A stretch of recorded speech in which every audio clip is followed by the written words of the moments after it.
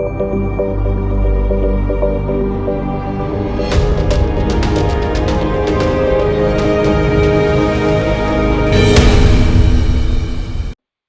başta deyiştik. Yani dastlabki derslerimizde bundaq bir nazariyadan başladık. Aristotel nazariyati. Yani adam ijtimoiy hayvondir degan nazariyadan başladık. İnsan şəxs bo'lish sifati bilan o'ziga nurg'ulg'an narsalarni, nurg'ulg'an ishlarni qila oladi. Shuning bilan bir vaqtda inson yana bir jihatdan bir bir jamoatga, bir kollektivga tabi bo'lish sifati bilan ularning ishini harakat qilishga majbur bo'ladi. Yani insanınki siyasi hayvanlıkı şundak bir parti tarafından belgelengen ki biz aldı bilen bir ailege toğulumuz.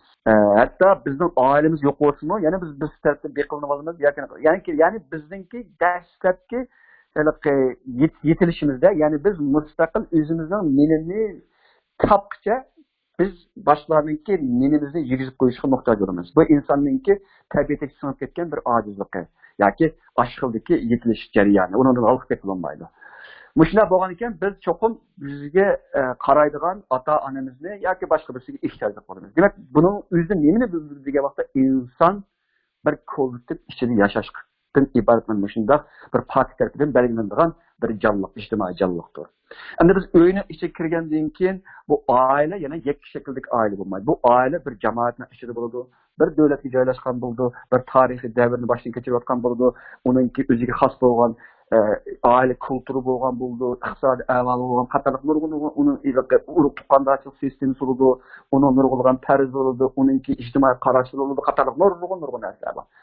Demak, biz garchi aqoidlik shaklda dunyoga kelsakmi, lekin ijtimoiy, mana shunday ijtimoiy qoida tuzumlarningki dastlabda kontrolga uchrashga boshlaymiz. Demak, biz bunday bir narsadan qutulolmaymiz. Shuning bilan biz cho'ng bo'lgan vaqtdan keyin maktabda o'qiymiz, maktab o'qish bitirib bo'lgandan keyin xizmat qilamiz qatorliqlar. Demak, mush jarayonlarda biz har vaqt bir kollektivning ichida harakat qilishga majburlanamiz. Bu bizningki inson bo'lishki bir alohida bir nimamiz. Demak, endi mayar bir necha bir nuqtalar borda biz oilada muhabbatga erishamiz. Muhabbat bizning o'sib yetilishimizga harakatlantiruvchi kuch. Muhabbat, mayli bu muhabbat cho'qim bizni suyib qo'yishlar, ota-onamiz bizni suyib qo'yishlar ifodalanmaydi. Hatto bizning shu yemek içmemizin tel oluşu, kiyimlerimizdeki tel oluşu qatorliq nurg'un jihatlar chiqadi. Shundan bir vaqtda biz oilada bir inson bor bo'lgan bo'ladi. Oilada cho'ng bo'lgansizlik, bag'ansizlik oilaningki qoida usullarining ta'siriga, o'zimizning urug' tuqqanlari bilan bo'lgan munosabatning ta'siriga, shu jamiyatning ta'siriga o'zimiz sezmaylik darajada ta'sirga uchrab turamiz. Shuning bilan biz asosda bu jamiyatning talab qilgani bo'yicha yetishtirilgan bir insonga aylanamiz. Demak, jamiyatni o'zgartirishninki qiyin bir tarafi nima degan vaqtda biz o'zgartmoqchi bo'lgan bu jamiyatning ta'siriga biz tug'ilib bo'lgandan keyin tug'ilgandan keyin allburun o'zimiz sezmaylik darajada uchrab bo'lgan bo'lamiz. Shuning uchun ijtimoiy islohchilar bu dunyoda intayin oz chiqadi. Qatorliqlarda endi bu yerda ikki narsa bor. Muhabbatmi bor, intizommi bor oilada, jamiyatmi shundoq. Bu yerda biz qiladigan ishlar bor, bizni qiladigan, biz rag'batlantirib qiladigan ishlar bor va bizning qilmasligimiz tavsiya qilinadigan, hattoki majburlanadigan ishlarimiz bor. Xo'sh, demak, insonlar bir guruhga kirsimi shunday bo'ldi. Bir partiyaga qatnashsam shunday bo'ldi. Masalan, bir partiyaga kirgan vaqtinglarda hamma odam bu partiyaga kirgan vaqt oldi bilan partiyaning bir nizomnomasi bo'ldi. Bu nizomnomani o'qiysilar, kallam o'tkazib turib, demak bu partiya meningki siyosiy g'oyam bilan o'xshashgan yoki mening siyosiy g'oyam azroq bir gumjiti mujmalti ma partiyaning nizomnomasi mening siyosiy g'oyamni texadimda aniq qilib mening kallamga deymiz. Şundan partiya bir gruppa qatnashish shaklida masalan yoki biz bir diniy gruppa qatnashimiz yoki diniy suluqqa qatnashimiz yoki siyosatchilik qatnashimiz yoki adabiyot san'atda ma'lum bir iqlimning bir kurjuklar qatnashimiz qatorliqlar nemish qatnashimiz nemishqa biz bunda bir gruplar qatnashish albatta biz bir ijtimoiyligimiz bor bir inson albatta lekin biz yolg'iz yashayolmaymiz yolg'iz yashab o'tib ketgan nurg'un odamlar bor tarixda ammo yanada biz bir gruppaga bir kollektivga bir tashkilotga qatnashishni xohlaymiz ham xohlab qolamiz uyg'urlarning hozirgi ahvolida bu narsa tashkilotlashish partiyalashish deb nurg'ulg'an odamlarninki buni qatnashishda turli sabablar bor bo'lgan birinchi so'ragan abayqidek biz siyosiy jihatda o'zimizningki realligimizni o'zgartirishni xohlaymiz. Buning uchun o'ziga vaqtda bir odamning kuchi yetmaydi buningga. Ikki odamning kuchi yetmasligi mumkin. 200 odam kuchi yetmasligi mumkin. Uni qanday qilamiz degan vaqtda Jəhədən köp adamlar muhtaç bulunmaz. Ama bu adamların bir yer kelib bir gruppa uyuşuşunki aldığın şərti neyim buldu degan vaqtda biz ma'lum bir nishonda o'rtaqlik kelgan bo'lishimiz kerak.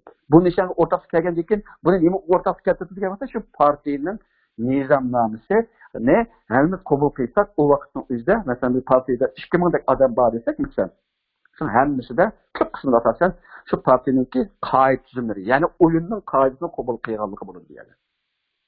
Qatarlıqlar. Yani bazılarımız o partiye o kadar zor siyasi bir maksatdan kirmegen buluşumuz mümkün. Bazılarımız da ben yalnızlık his kıldım. Ben bu partiye kirip bir özemli bir nime kılay, yalnızlıkımı kutlayın işimizin. Bazılarımız bu partiye geçiyor diye vakta bir moda bir iş de kızık bekip kirişimiz mümkün. Yani bazılarımız diye vakta körep bekiş, küçük bekiş, körep bekiş pozisyasına kirip olması gerek. Çıkıtaman deb mandala bir yengilli bir kirishimiz mumkin. Qatarliqlar buning sababi intayin nurg'un. Bir insonninki bir partiya bir faqat bir nim bo'ladi-ku, bizga bir misol bo'ladi hozir.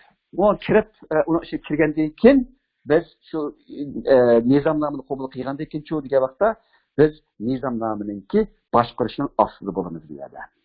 Yani bizning shaxsiy erkinligimiz, shaxsiy g'oyamiz va hattoki bizningki shaxsiy siyosiy g'oyamiz ma'lum chekimga uchraydi. Biz ash vaqtning o'zida shu ilgari qabul qilingan ash nizomnomaga bo'ysunishimiz. Xuddi bu kichik vaqtimizda o'ynagan vaqtimizda o'yinning qoidasini qabul qilib shu o'yinni o'ynagan vaqtda qoidaga cho'qib bo'ysunishimiz o'xshaydi. Shu qoida bo'yicha o'ynaymiz bu o'yinni. U qoida bo'yicha o'ynasak biz ya chiqarib o'tiramiz, ya jazo olamiz, ya ikkinchi boshqalar bilan o'ynamaydigan bo'lamiz bizlar. Şu partinin işini adli qilib aytsak, boshqa shaklga o'xshaydi.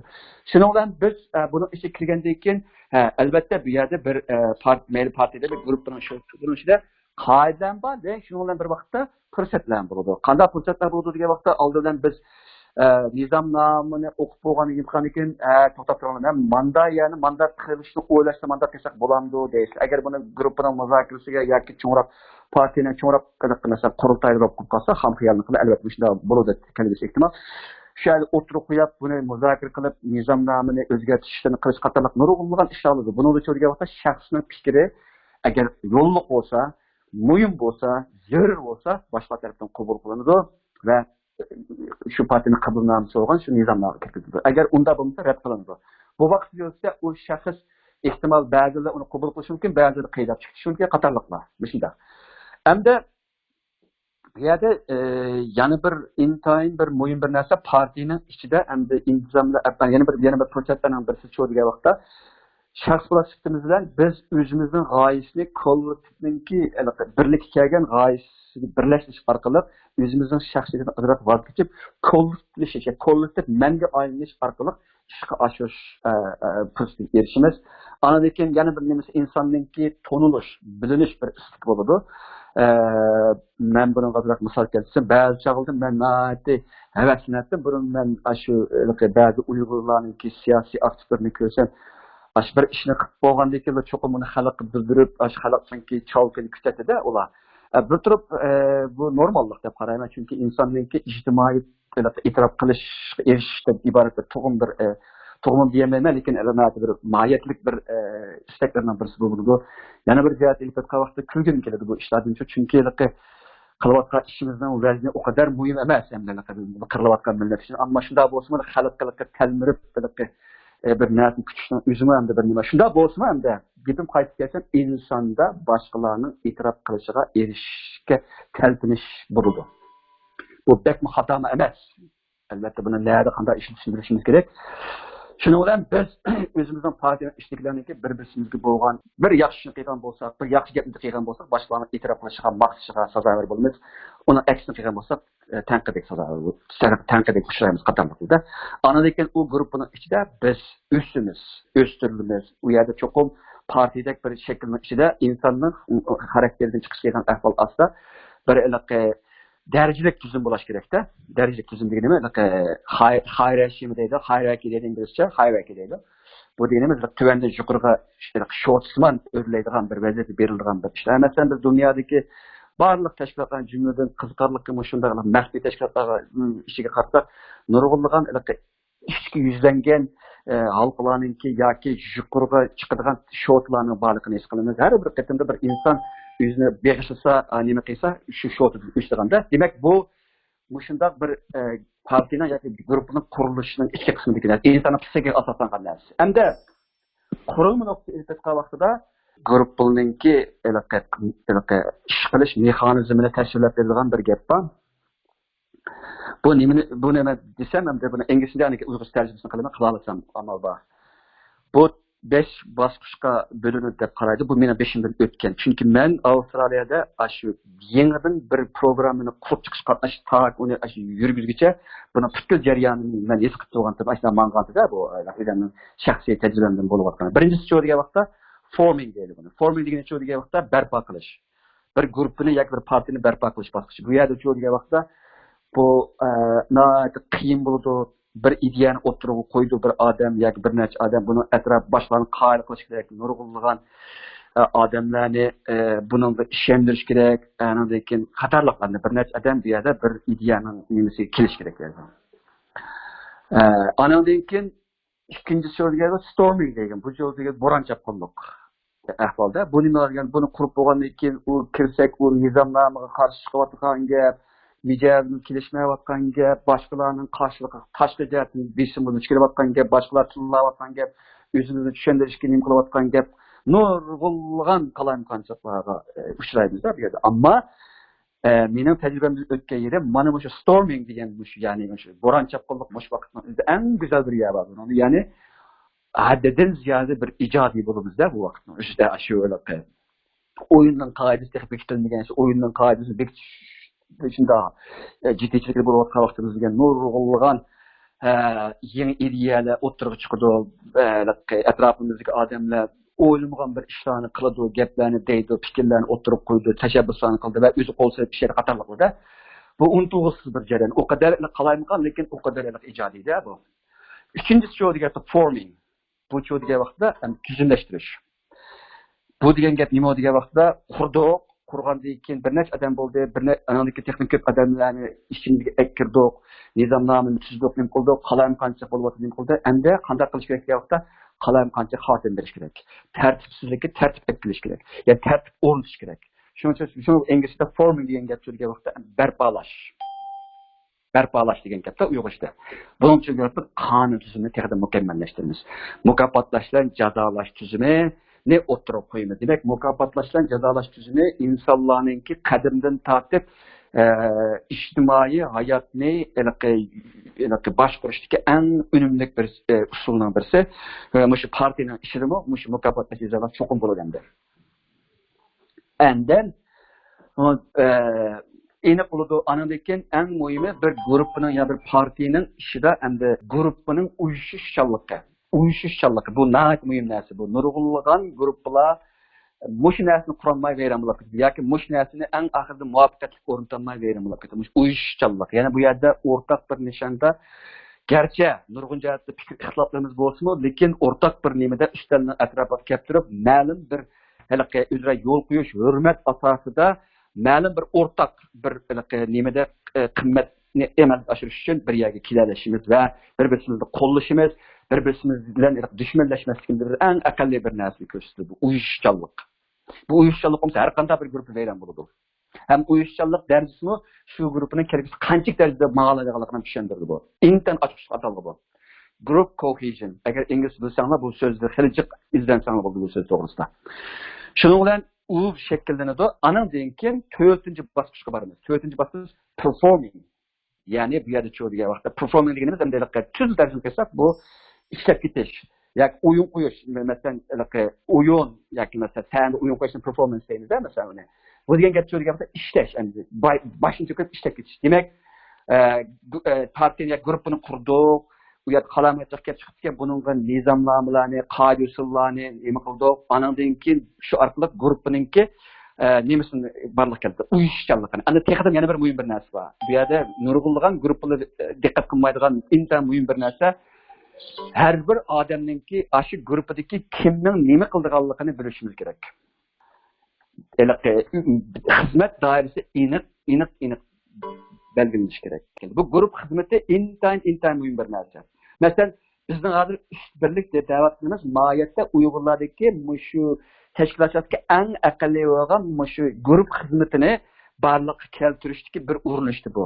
Hammadan o'zining nimasi qoladi, o'zining ishini jamiyatga qilaveradi, ammo biz bu jamiyatlar o'tirisidagi bir-birini to'liqlash xarakteridagi iqtidorlardan foydalanishni ko'zlagan bir dunyoviy bir üstbirlik, ya'ni moslashish yoki o'zroyligi koordinatsiya mexanizmi qurib chiqish orqali Uyg'urlarning ishlarini hozirgidimi texidimi unumli olib berishni ko'zlaymiz degan gap bo'ldi. Buni chegi takdidagi yoki eng hozirgi g'arb boshqarish ilmidagi nimasi guruh work bu, ya'ni guruhning xizmati bu eng aqallisi. Men bu haqda sizlarga bir misol berayman. Bu guruhning tuzilishida ajoyib bir nima bo'ldi ekan. Ben boshqargan shu programma olsaydik programma ma'lum bir vaqtda men o'zimning guruhimni qaytadan bir turg'izib chiqishga bir zarur bo'lib qoldi. Shundan biz yana yangidan bir 6 odamni, men bilan birlashgan 6 odamni xizmatga oldik. Bu 6 odamni xizmat olgan vaqtimizda albatta bu yerda bir xizmat intervyusi yoki xizmat suhbati bo'ladi bu yerda. Ama xizmat suhbati ko'p hollarda biz ko'zlagan odamlarni topolmasmiz. Chunki hozir xizmat suhbatlarida odamlar qolishib ketdi. Nima savol so'raydiganligimizni bilib qatorliqlar aldanib qolamiz ko'p hollarda-chi. Shundan bilan bular 6 odam qabul qilinib bo'lgandan keyin men ular bilan bir ayrim so'zlashib, ondan ularga shu nimaninki davlat bir psixologningki shu o'zimizning xarakterini bekitadigan bir 16 xil xarakterga beradigan bir shu to'rda bir sinoq nimasi bor. Şunu işlep şu neticesi bana bəd edim. O 6 aydan bunu işlep turib neticesi bana bədi. Şununla ben muş neticeyi qarab turib, ondan 6 aydan bilen yığılıp turib, 7'miz bir yığın içip, ben ularının hemmisiga özlerinki çıkargan karakterdeki aş neticeni kösettim. Bu karakterde de neticesi de bu bir xil sınak endi bu. Tordaki bekalık sınak bu. Sizler qilib baxsanız bo'ladi. Muş sınakni berip bo'lgan, bu sınakniki maqsadi bir insondagi bor bo'lgan butkul ortiqchiliklar va kamchiliklarni intayin obyektiv bir şekilde psixologiyaninki asosli qonunni asosini chiqarib beradilar. Shundan men buni bularga dedim deb deyish orqali bu bizning guruhimizdagi sizlarninki 7'miz birga ishlaymiz, 7'mizning xarakterininki bu neticesi o'zimnikidan ba'zan 7'mizning xarakteri 7 xil bo'ldi. 7'mizning xarakteri 5 xilmi, 4 xil chiqdi. Bir ikkimiz o'xshash bir xarakter guruhga tayyor bo'libmiz. Şunda endi buningda biz qanday qilsak, o'zaro moslashtirib ishlaymiz. Buningda shu degan vaqtda masalan bizningki qancha darajada bir ishga sovuqqon qara oladiganligimiz, bizningki qancha darajada psixologik masalan hissiyotimizni boshqarish qancha yaxshiligimiz yoki yaxshi emas, bu inson muhimchi, bu insonning kundalik turmushdagi xizmat munosabatimi. Anadagi bizning ichki mayl, tashqi mayilligimiz, bizning mas'uliyat uchragan vaqtda qanday bir taraf qilish iqtidorimiz, bizning krizis uchragan vaqtda qanday imkon qaytarish mumkinligimiz qator nurg'un narsalarni chiqardi. Şu 7'miz intayin samimiylik bilan o'zimizningki xarakterimizningki kategoriyaları bo'yicha analiz orqali bir kichik bir xizmat ishlash nimasini tuzib chiqdik. Mesela guruhlardagilarning o'zlari bir-biridan moslashib, bir-biriningki ortiqchiligini to'liqlaydigan maqsad shu. Bir-birimizning ortiqchiligini to'liqlaydigan, kamchiligimizningki negativ ta'sirini amalga azaytadigan bir xil qurilmani tuzib chiqdik. Shundan ishimiz asosan bir qadar yaxshi bo'ldi. Garchi bu ideal jihatda bek yaxshi ketmagan bo'lsa-mu, yaxshi bo'ldi. Demek, mushundaq ahvolda endi biz bir guruhga kirgandan keyin biz o'zaro bir-birimizning mijozini bu nuqlalda bir o'zaro bir ideya jihatda birlik kelishini bildirmaydi-ku bu. Bu yana bir hissiyat aloqasi bor. Bu yerda bir aqliy aloqa emas, inson o kadar oddiy emas, inson bilan inson o'tirishma munosabat-ku. Bu yerda yana cho'nqir bir qismida hissiyat aloqasi bor-ku. Shunga bu aloqalarda bir-birimizning hissiyat omillariga intayin nima bo'lsa qolmaydi. Bilib turmasa qolmaydi, uchiq oshkor bo'lmasa qolmaydi, qatorliqlar. Andan keyin bu performing bo'lgan vaqtimizda, andan bu bizningki ham ishlama sizib bo'lgandan keyin ish tushgan vaqtimizda guruhlarda shu partiyada sizlar shu bosqichda deb o'ylayman, xatolashmasa uni o'zing ishga qismida muzokara qilinglar. Oxirida adjourning deydi bu oxir bosqich. Bu degan nima degan vaqtda to'xtab turib, ham ish bir qarab beqish kerak. Ya'ni hozircha bizda nimalar yaxshi ilib berilyapti, nimalar yaxshi ilib berilmayapti, ilib berilmagan bu sabab nima deb o'zini o'ylash, fikrlanish, o'zining ortiqligini, kamchiligini, o'zini qarab chiqish va o'zini tanqidlash va o'zini texdimmo unumli va texdim kuchli, texdim uyushgan bir guruhga yoki bir partiyaga aylantirish uchun bu yerda bir to'xtash, hamma narsani qaytadan baholab chiqish kerak deb qaraldi. Endi biz qarasak, dunyoda nurg'unlagan shirkatlar misolga olsak, masalan Microsoft deyli. Microsoft ayni vaqtda dunyodagi mana shu xat kirgizish va shu hujjatlarni bartaraf qilish sistemasi, Microsoft sistemasini ishlashda avangardlik rol o'ynab, butun dunyoga mush mahsulotini ta'minlash va mahsulotini qarallik intayin ba'zi nomussizlarcha qayta yangilash orqali uni setib, yangilganlarni setish orqali g'oyat zo'r bir dunyodagi endi 10 cho'ng kuchli shirkatning birisi qatoriga kirdi. Bu endi g'oyat zo'r bir mandashlik desak, bir inqilob xarakterlik bir narsani o'ttirg'a chiqadi Microsoftda. Endi hozir qarasak, Microsoftningki bosh o'ziniki cho'qqisiga, so'zidagi cho'qqisiga chiqib bo'ldi endi. Endi hozir cho'di jiddiy izlanib bu qanday qilgan vaqtda o'ziniki shu o'tmishdagi saltanatini taqdimni taraqqiy qildirib, yangi bir sohaga ijodiylik bilan etishdan iborat bir cho'ng bir xarisqa duch keldi. Hozir biz Microsoftningki o qadar ijodiy bir shirkat ekanligiga ishonmaymiz. Buning taqdimi keskin misoli, masalan, Alma shirkati. Alma shirkatining hozir setayotgani faqat Steve Jobs'ninki ayni vaqtda qurgan iOS sistemasidagi telefon yoki hozir telefon sistemasi masalan. Bu sistema ama ularning yangi bir nimani, yangi bir mahsulotni ishlab chiqarib, bütün nimani o'zgartirgani yo'q. Har ikkisi o'rtasi nima degan, har ikkisi radikal, hattoki inqilob xarakterli shu aloqa ishlamasiga o'zgartish kirgizdi. Har ikkisi dunyodagi eng kuchli g'oldirlik bilan bozorni egallab, eng kuchli bir nimaga kirdi. Ammo har ikkisi eng cho'qqisi chiqqan vaqtda o'zinki oltin davrini boshdan kechirib bo'lgandan keyin endi hozir cho'ng qirsiz kelyapti. Ya'ni yangilik yaratish. Ana uningda boshqa shirkatlar cho'ziga masalan Almadan boshqa Samsung va hatto Xitoyning Xiaomi degan nimasi bor. Hozir kuchli bir raqobat chekkanlar o'tirdi. Microsoft cho'zsak, Microsoftdan hozir yangi bir soha yo'q. Shunda Microsoft hozir bulut sistemasiga kirishyapti, ammo bulut sistemasini Amazon qilyapti, Google qilyapti, boshqalar qilyapti. U bozor cho'ng bir raqobatli bir bozorga aylanib ketdi. Ilgari her ikisi bu bozordaki tek monopolchi edi. Ama hozir cho'diga monopollikdan kelib hozir boshlanib ushadi. Qatorliq demak, bir guruhga, bir partiya yoki bir shirkat bo'lsin, dunyo shirkati hammasida mana shu 4 jarga 5 jargan o'tadi. Ya'ni shakllanish, barpolanish, qalayimqanchilik, qoida tizim o'rnatish, ishlash yoki xizmat qilish, eng oxirida to'xtab turib o'zining fikr ishlarini qaytadan qarab chiqish. Mana shu 5 jaryon nurg'unlagan shirkatlarda bo'ladi. Bu jarayonninki boshqa qismlari qiyin bo'lsa-mu, har holda chidaymiz. Chunki bu yerda bu fursatlar to'lgan bo'ldi qatorlar. Ammo eng oxir baqa vaqtida endi nima ish qilaman, endi nega boraman? Mushtab mengaveramdiman yoki azroq o'zgartamdim o'zimning nishonini yoki yangilik yarata olamdiman qatorliq bu narsa intayin azobli bir achavga keladi. Har qanday bir shirkatdan aman keladigan yeri bir achavdan oxirida. Ba'zi shirkatlar, masalan Amazon deyli, Amazon'ninki hozir masalan shu Xitoy virus sababli hammadan uyda o'tirib qilib shu narsalarni zakaz qilish ishlarida g'oyat zo'r bir nim bo'ldi. Amazon ma'lum jihatda ilib o'tgan vaqtda o'zini yengilab emas, Microsoft bilan nimishki serishtirgan vaqtda, olmishki serishtirgan vaqtda. Ammo Amazon'ning bu raqobatchilar chiqadi ham uningmi oldidagi hisob bor. Demak, gapimni yig'sam, bu nimadagi bu guruhlarning ichidagi mexanizmi, ishlash mexanizmi shunday bo'ldi. Endi oxirgi bir nuqta, guruhlarning ichida ma'lum jihatdan ilib o'tgan vaqtda, ma'lum yerga borgan vaqtimizda bir to'xtab qilish va to'qinishni kelib chiqadi. Ya'ni biz 5-chi nimaga berib bo'lgan vaqtimizda ba'zi aqlimizni yenib chiqib ketib, biz qalamqanchiq yana qayta ikki qismda qalamchiq olib ketib, yana qayta qurib chiqishga majbur bo'lgan ishlar bo'ladi. Shuning uchun bu cho'qimlar ilgirlama harakat bo'lmaydi. Ba'zi chaqda ikkinchi qadamga borsak, birinchi qadam yeni ketadigan yoki uchinchi qadam bosqich berib qo'ysak, ikkinchi qadam yeni ketadigan ishlar bo'lib turadi. Ba'zi beshinchisi, ikkinchisiga yoki uchinchisi yeni ketadigan ishlar bo'lib qoladi. Agar sharoitningki ta'siri yoki ichki qismimizga ba'zi ishlar bo'ladi. Unda bu cho'qimlar hamma narsani gülgülistanlık bo'lgan bir xil sizma yoki surat emas bu. Endi mening yana bir ta'kidlab qo'yadigan ikki nuqtam bor. Guruhning ishida qutilish uchun amal qilish kerak.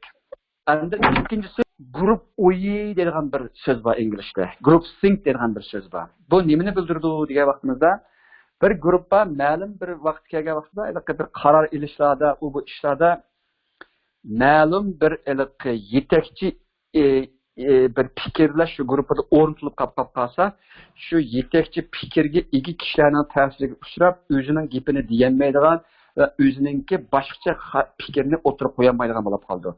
Shunda bo'lgan vaqtda bir necha odamni gap qiladigan, bir necha odamning gapini gap bo'ladigan bunda guruhning ichidagi eng chong bir xiristning birisi boshqalarning gapi ya gap qildirilmaydi, musabatga shakllandi, ya boshqalar gap qilsimi, saxta demokratiyada boshqalar gap qilsimi, ularning gapi ilinmaydi yoki ularning gapi yoki ularningki masalan ko'ngil og'riqi bo'lsa yoki ichki puchug'i bo'lsa yoki tanqidi bo'lsa, buningga hech qanday shuni kafolatlangan shularni ifodalashiga yo'l qo'ygan bir sistem shakllangan bo'ladi. Bundan guruhninki ijodiyligi, uyushchanligi va hayotiy kuchi bag'ansi yigilab, eng oxirida bunday guruhga mag'lub bo'lgan guruhga yuzlandi. Bu group think, ya'ni grup o'yi degan bu qarash nurg'ulg'an shu boshqarish ilmidagi hukm bu nurg'a odam bildigan bir hukm aylanib ketdi.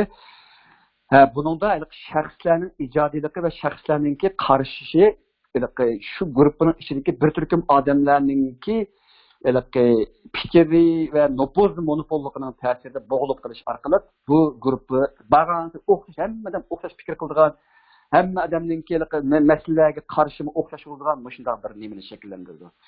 Shunga aql bir boshqaruvchi o'zining guruhidagi boshqa fikr qiladigan bo'lapmi tanqidiy ro'y kuchli odamlarga asilish kerak, ulardan obdan foydalanishni bilish kerak. Mening hayotimda shunday bir bo'lgan bu intayin muhimki biz masalan men bir faoliyatni uyushtirib ekanman. Bu bütün bizning ishchi xizmatchilar, ishchilik xizmatchilarni bir faoliyatni uyushtirsak, bu faoliyatimiz muvaffaqiyatli bo'lmadi.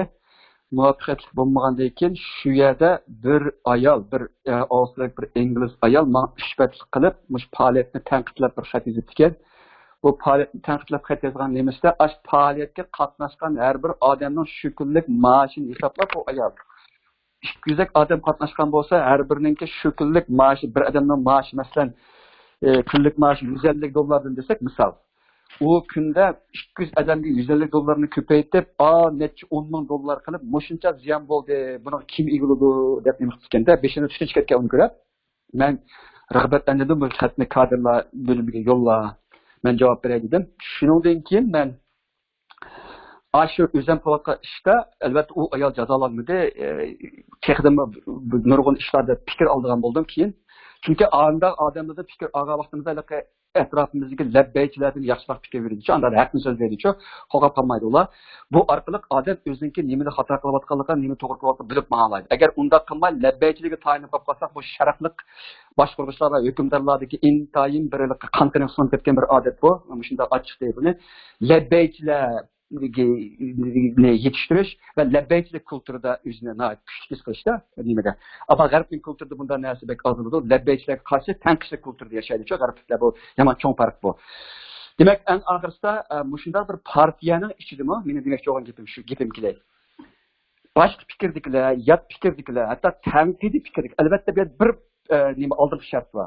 Tanqidni bersa, buni ikki yo'li bor. Birisi hurmat asosida berish kerak tanqidni. Qanday shaxsiyatiga a'zo qilib buni qabul qilib bo'ladi. Hatto sen tanqiddan u qadar unumli yoki to'g'rilab ketsa-mu, eng aqalli bir axloqiy bir qoida va bir o'lcham bor, buni bo'yishimiz kerak.